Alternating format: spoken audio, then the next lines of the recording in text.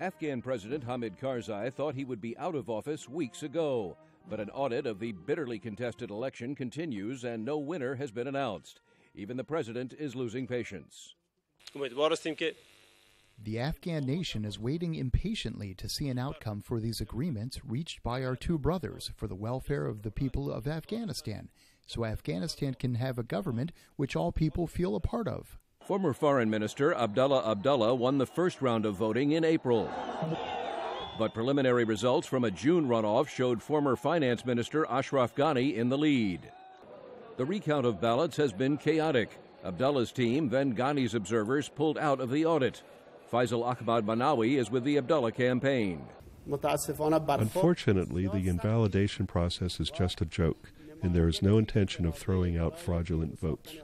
And while the counting continues, analysts say Ghani is likely to remain in the lead. Scott Smith heads the Afghan program at the U.S. Institute of Peace. If Abdullah's camp is the loser but doesn't recognize the result, will they also be able to share power or not? And I think that's probably going to be the main question about how they react to this. President Barack Obama says it is time to compromise. Leaders need to make the hard compromises that are necessary to give the Afghan people a future of security and progress. Many Afghans are frustrated by the prolonged elections process, and Munira Hashimi says they are worried. Afghans face serious security problems. Some provinces have become more dangerous. With the delay of the election result, people have begun to lose hope. By the end of this year, Afghan forces will be in complete control of their country's security. The political chaos has delayed the signing of an agreement that would allow a small number of international troops to stay past December.